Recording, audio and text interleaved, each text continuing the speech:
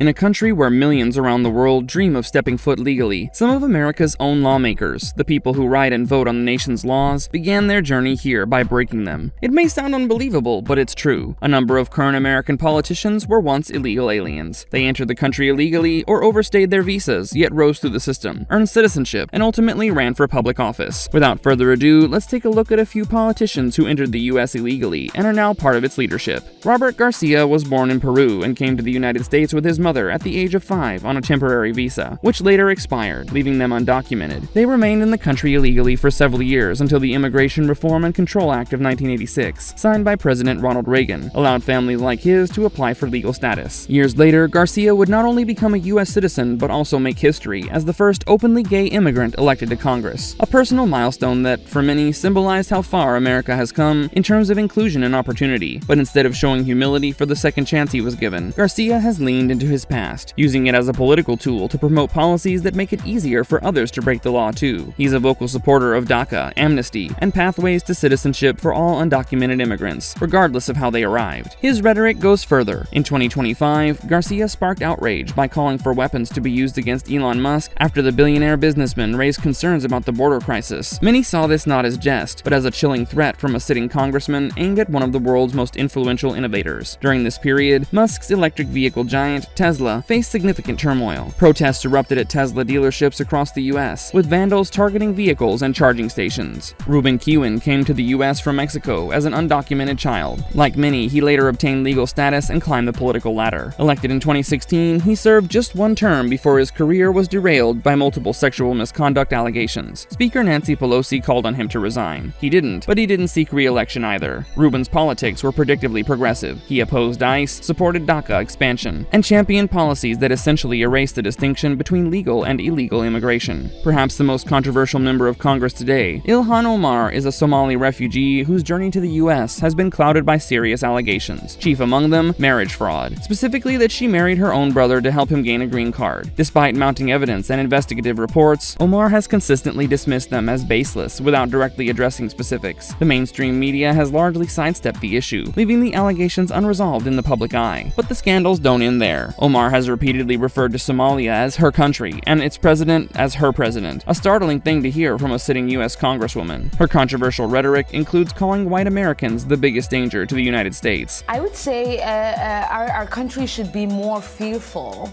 of white men across our country because they are actually causing most of the deaths within this country. In addition, she's been known to distribute information aimed at helping Somali nationals avoid ICE raids, a move critics say amounts to encouraging illegal activity.